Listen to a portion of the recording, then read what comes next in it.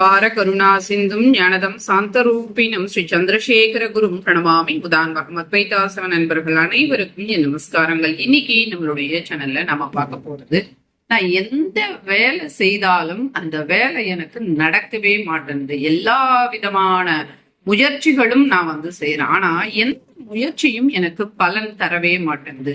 இந்த மாதிரி வாழ்க்கையில எத்தனையோ முறை பல முயற்சிகளை எடுத்து எதுவுமே எனக்கு பலன் தரல, கை கொடுக்கல, நான் என்ன பண்றதுன்னு தெரியல அப்படின்ற ஒரு நிலையில் இருக்கக்கூடியவர்களுக்கு இந்த ஒரு பரிகாரம் பயனுள்ளதாக இருக்கும். ஆனால் இந்த பரிகாரத்தை இன்றைய தினம்தான் செய்யணும். அமாவாசை கழித்து வருகின்ற முதல் வியாழக்கிழமை இன்றைய தினம் செய்யுங்க. ஒருவேளை உங்களால இன்றைய தினம் ஏதோ ஒரு காரணத்திற்காக செய்ய முடியல, இந்த பொருட்களை தயார் பண்ண முடியல, வாங்க முடியல அப்படின்னா நீங்க அடுத்த மாசம் அமாவாசை கழித்து வருகின்ற முதல் வியாழக்கிழமை இதை செய்யுங்க. இதற்கு தேவையானது ஒரு கருப்பு துணி.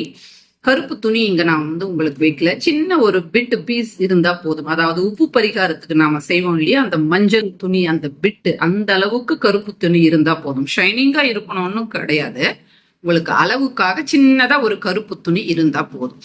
அந்த ஒரு கருப்பு துணியை நீங்க எடுத்துக்கங்க. அதுல 3 பாக்குகள், அதாவது கொட்டைப்பாக்குன்னு சொல்லுவாங்க, முழுமையா இருக்கும் கொட்டைப்பாக்கு. இது ஜாதிக்காய் கிடையாது, ஏன்னா கிட்டத்தட்ட அதுவும் இதுவும் ஒரே மாதிரி தான் இருக்கும். ஜாதிக்காய் கிடையாது, கொட்டைப்பாக்கு. 3 கொட்டைப்பாக்குகள், ஒரு மோத்தி சங்கு. இது இதற்கு பெயர் மோத்தி சங்கு அப்படின்னு சொல்லுவாங்க. அதாவது முத்தால் செய்யப்பட்ட சங்கு. எல்லா பூஜை கடைகளிலேயும் இது கிடைக்கும்.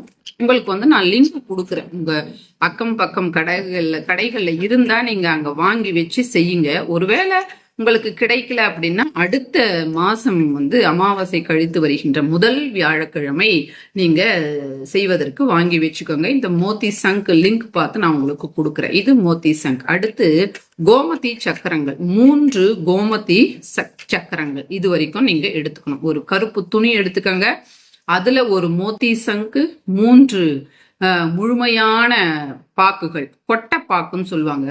இதுதான் முழுமை.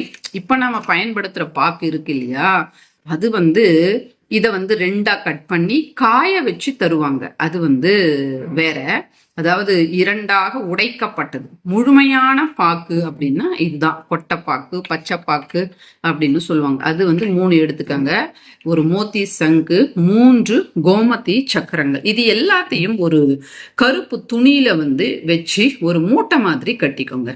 கட்டிட்டு வீட்டுல உங்களுக்கு நீங்களே திருஷ்டி எடுத்துக்கோங்க. நிலைவாசல்ல நின்னு எடுக்கணும். அதாவது எப்படி எடுக்கணும் அப்படின்னா, இருள் சூழ்ந்து இருக்கணும். கிட்டத்தட்ட இன்றைய தினம் மாலை நேரத்துல இருள் சூழ்ந்தா மாதிரி இருக்கணும். ஒரு 7 மணிக்கு மேல நல்லா இருள் வந்துடும். இருள் மொத்தம் பரவி இருக்கும். அந்த மாதிரி சமயத்துல நிலைவாசல்ல நின்னு அந்த மூட்டைய கையில பிடிச்சிட்டு நாம கிளாக்வைஸ் 3 முறை, ஆன்டி கிளாக்வைஸ் 3 முறை சுற்றி தலையிலிருந்து கீழே வரைக்கும் 3 முறை இறக்கிட்டு அந்த மூட்டைய கொண்டு போயிட்டு 3 ரோடுகள் சேருகின்ற இடத்துல அந்த மூட்டைய வச்சுட்டு, அம்மா தாயே மகாலட்சுமி, நான் இதுவரை எத்தனையோ முயற்சிகள் எடுத்து அந்த முயற்சிகள் எல்லாம் பயனற்று விட்டது.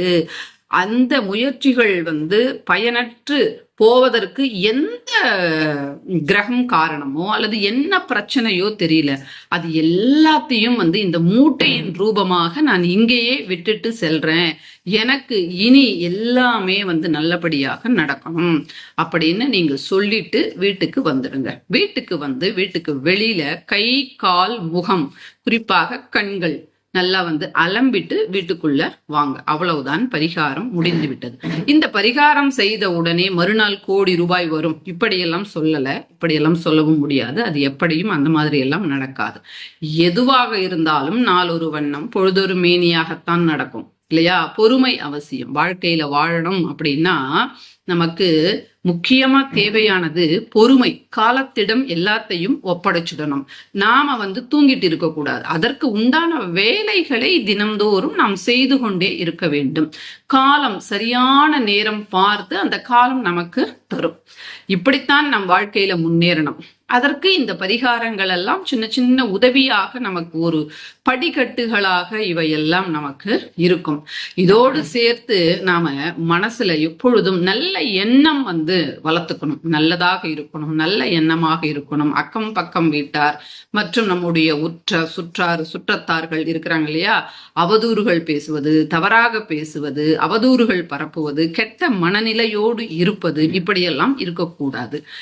எது நடந்தாலும் எல்லாம் நன்மைக்கே அப்படின்ற ஒரு எண்ணம் இருக்கணும். பொறுமை என்பது இருக்கணும். நியாயம் என்பது நம்மிடத்துல இருக்கணும். இவையெல்லாம் நம்மிடத்தில் இருந்து பரிகாரங்கள் செய்யும் போது இந்த பரிகாரங்கள் நமக்கு நிச்சயமாக செவி சாய்த்து பலன் தரும். இதை நாம எந்த பரிகாரம் செய்தாலும் நாம மனசுல வச்சுக்கணும். அதாவது மனம் செம்மையானால் மந்திரம் ஜெபிக்க தேவையில்லை அப்படின்னு சொல்லுவாங்க. இதற்கு அர்த்தம் மந்திரம் நாம ஜெபிக்க கூடாதுன்னு கிடையாது. மந்திரங்கள் ஜெபிக்க ஜெபிக்க ஜெபிக்க மனம் என்பது செம்மையாகும். ஆனால் அந்த மனமே செம்மையான ஒரு நிலைக்கு போன பிறகு அப்ப அது செம்மையாவதற்கு காரணமாக இருந்தது மந்திரங்கள் இல்லையா? அதனால மனம் செம்மையாக இருப்பது எல்லாத்தை விட சிறந்தது அப்படின்றதுக்காகத்தான் அந்த பழமொழியே சொன்னாங்க. அப்போ மனம் செம்மையாக நாம வச்சுக்கணும்.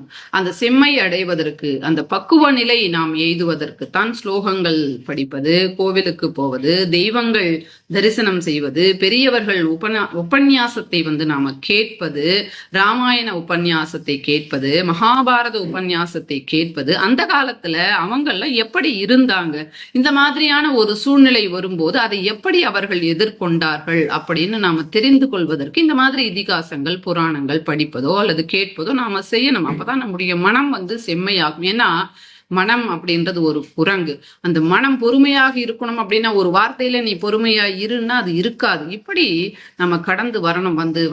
அந்த பொறுமையை நாம வர வச்சுக்கணும். இப்படி பொறுமையாக இருந்து எந்த பரிகாரம் செய்தாலும் பலன் நிச்சயமாக தரும். பலிக்குமா பலிக்காதா அப்படின்னு ஒரு பரிகாரம் செய்யும் போது கண்டிப்பா அந்த பரிகாரம் என்பது பலிக்கவே பலிக்காது. பலிக்கும் அப்படின்ற ஒரு திடம் அப்படின்றது நம்ம அறியாமலேயே நம்ம மனசுக்கு வரணும். அப்ப எப்படி வரும்? தெய்வ பக்தி இருக்கும் போது மட்டும்தான் அது வரும். சோ ஆக இந்த மாதிரி கை கால்கள் அலம்பி வீட்டுக்கு நீங்க வந்துடுங்க. அதற்கு பிறகு உங்க வாழ்க்கையில நீங்க தொட்டதெல்லாம் ஒவ்வொன்றாக கொஞ்சம் கொஞ்சமாக நீங்க தொட்டதெல்லாம் பொன்னாக மாறுவதற்கு உண்டான வாய்ப்புகள் அப்படின்றது மெல்ல மெல்ல மெல்ல மெல்ல மெல்ல நமக்கு ஏற்படும்.